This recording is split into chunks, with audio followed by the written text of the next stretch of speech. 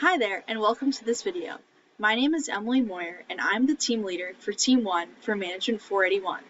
In this video, my fellow teammates and I will be discussing some core concepts from Chapter 3, Generic Strategies for Global Value Creation. Some topics that will be mentioned are the AAA Global Strategy Framework discussed by Matt, which A strategy should a company use discussed by Nick, from A to AA to AAA talked about with Jin, in the pitfalls and lessons in applying the AAA framework with Sean, and finally, some points to remember that I will share at the end. I will now pass it off to Matt to talk about the AAA Global Strategy Framework. For the first part of Chapter 3, we will discuss 3 generic strategies for creating values in global context: adaptation, aggregation, and arbitrage that make up Gemawatt's AAA framework for global strategy. Let's first look at adaptation for starters. This creates global value by changing one or more elements of a company's offer to meet local needs, preferences, and is most widely used strategy. These are 5 categories in adaptation: variation, focus, externalization, design, and innovation. Variation does not look at changes in products, services, buzzword, or phrase, but also policies, business positions, and expectations for success. When we look at focus, we are looking at products, geographies, vertical stages of the value chain. This can also be called market segments, which is another buzz phrase here, to reduce impact of differences across regions. Externalization is different than focus, using strategic alliances, franchising, user adaptation, or networking to accommodate local needs, lower costs, and reduce risks. Design is reducing cost of variation. These costs can be had via flexibility for supply issues. Also, platforms and modularity, another buzz phrase, components health. Innovation is the 5th one, which improves effectiveness of adaptation efforts. And a case that sums all this up is McDonald's opening in India and their struggles to conform with Indian non-meat customs. They create a variation buzzword of products to fit these needs, and by dividing up a large supply chain to deal with the large geography, another buzzword. Since the geography was too large, McDonald's divided up ops in 2 regions, in the north and south, and created alliances with 2 well-connected entrepreneurs to run the region. Aggregation is about creating economies of scale, scope, another buzz phrase, for dealing with differences with the goal of exploiting similarities among geographies that adapt to differences to introduce these economies in global businesses without hurting local responsiveness. Regional is the most widely used aggregation method. Geographic is another type that can be used towards every business model, such as Xerox buying regional at first and moving to global to create a large cost advantage. But there are non-geographic dimensions, such as cultural, administrative, geographic, and economic strategies for creating economies of scope, such as books published in certain languages and marketing certain drugs satisfying regulations. Arbitrage is the 3rd and final framework to discuss that is about exploiting differences, defining original global strategy, buy low, sell high, then to adapt to bridging differences. Examples such are outsourcing or offshoring. Favorable effects related to country place have supplied cultural arbitrage basis. For example, association with French culture has been fashion items, perfumes, wines, food, etc. There are also legal, institutional, political differences between countries, regions, to create opportunities for administrative arbitrage, such as Rupert Murdoch's News Corp in the 90s and how placing U.S. assets in the Caymans led to deductions on interest payments on debt to finance deals for the company.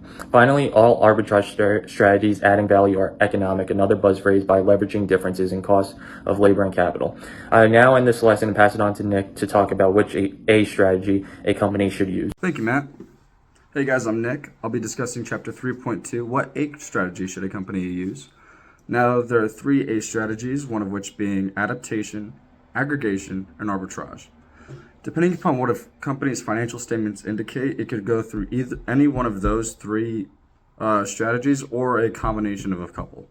So let's start off with adaptation. If your company relies heavily on branding and advertising, you're going to be wanting to take more of an adaptation route when it comes to your globalization strategy. If you have high fixed costs like R&D, research and development, then you're going to want to go down the route of aggregation and go for like mini companies of your own. I'll get into that in a minute. If you're a very labor intensive company, sort of like Nike, who has workers in Indonesia and other parts of Southeast Asia, then you're going to be going for more of an arbitrage strategy.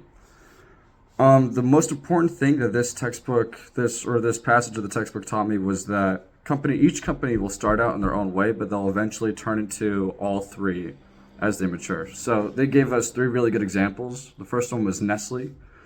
Nestle started off with an adaptation strategy, and they globalized through small foreign acquisitions. And this is like small companies here and there, just so that way they can research and develop and start adapting their product to meet global standards for what market they were in. The next example, and this is where I was talking about the mini companies earlier, was IBM. IBM does these little mini IBMs in each country, so that way they can source their products through both adaptation and aggregation, and they're forever enhancing their product, especially with their type of company. Later on, IBM uses arbitrage, especially now sourcing out their workload to India and taking away American jobs, and I found that really interesting in the book. Lastly, but not least, was Procter & Gamble. And the book says that Procter & Gamble and IBM took a parallel route in terms of their globalization strategy. And I found that really interesting because they're two completely different companies from our perspective. But Procter & Gamble was able to successfully achieve these mini units, relying on branding and sourcing and arbitrage all behind the scenes, all at the same time. So that's it. That's why or which strategy you should use between adaptation, aggregation, and arbitrage. Now on to Jin for the rest of the presentation. Yes, thanks, Nick. My section explains what it means for a company to move from 1A to 2A's and sometimes to 3A in German words global strategy framework. Most firms can focus on 1A, adaptation, aggregation, or arbitrage, because each one pushes the company in a different direction.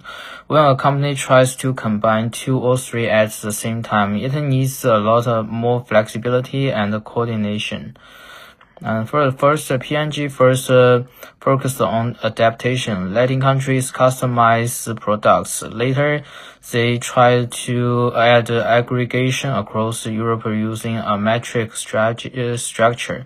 The idea sounds good, but in reality, the metric became confusing, created power conflicts, and eventually failed. Under the next CEO, P&G found a better balance by keeping the structure flexible. For example, letting some divisions and emerging markets operate differently. The lesson is combining adaptation and aggregation works only if the organization stays simple enough to manage. The second is that the visual makes aggregation and arbitrage extremely weird. They use large scale contract manufacturing and source the key components from low-cost partners. They also sold many through the wholesale clubs like Costco to keep price low. By combining global scale with cost advantages, Vizio becomes the top HD TV brand in North America.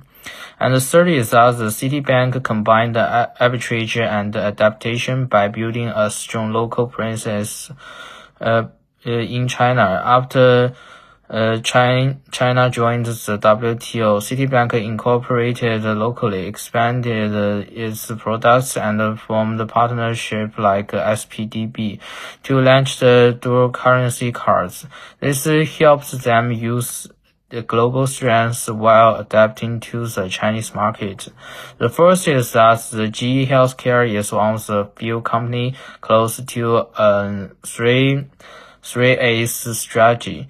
They gain scale through the acquisition and P&D. It's about aggregation. Move products to low-cost countries. It's about arbitrage. And customize service and equipment for different markets is about the adaptation. So overall, moving from 1A to 2A's to 3A's is about finding the right mix, not trying to maximize everything. Only companies with enough flexibility and industry advantages can manage all three well. So To understand these challenges more clearly, I will hand it over to Sean, who will walk us through the main pitfalls and lessons when company trying to apply the 3A framework. Thank you, Jan. Now I will talk the main pitfall and lessons when applying the AAA framework. One key pitfall is that companies often try to use all three strategies: application, aggregation, and arbitrage at the same time. But in reality, doing too much creates confusion, increases costs, and makes the strategy inconsistent. Companies should focus on the A that fix the real advantage instead for focusing all three. Another common mistake is underestimating the resource and the coordination required. For example, application often needs some strong local team. Aggregation needs standardized processes. And arbitrage needs global cost control, which is really hard to make it. If company misjudges through those requirements, the strategy can fail. So finally, the big lessons that company must stay flexible. Global markets change fast, so the best approach is often to start with 1A. Learn from the result and just toward AA or AAA only when the company is ready. Now I pass it to Emily. Thanks, Sean. I'll now be wrapping up this video by talking about some important points to remember. First, there are three generic strategies. These are adaptation, aggregation, and arbitrage. With the Nestle adaptation strategy given as an example, these strategies seek to raise market share and revenues to target more nuances of the company's business model to hopefully harness preferences. Meanwhile, aggregation centers around reaching economies of scale with the creation of global efficiencies. Finally, for adaptation, these strategies focus on 5 different categories, including variation, focus, externalization, design, and innovation. Keeping those 3 strategies in mind, it's important to note that leading-edge companies like Procter & Gamble rely upon all 3 of the 3 A's. However, this approach comes with some drawbacks, like giving a company numerous corporate cultures to operate under, and also allowing potential competitors to undercut a company's general competitiveness. To conclude, the text advises that it's best for a majority of companies to use only 1 or 2 of the A's. Know when to integrate, ensure the new components of strategy fit well with the organization, and to recognize externalizing integration. I'll now be finishing off with the conclusion in the next segment. In conclusion, my fellow teammates and I have done a deep dive on Chapter 3 regarding generic strategies for global value creation. We first heard from Matt, who talked about Gemma Watt's AAA Global Strategy Framework, followed by Nick, who delved into which A strategy should a company use, followed up by Jin, who discussed from A to AA to AAA, and Sean, who talked about the pitfalls and lessons in applying the AAA framework, and with me concluding with some points to remember. Thank you so much for watching this video, and I hope you enjoyed. Have a great day.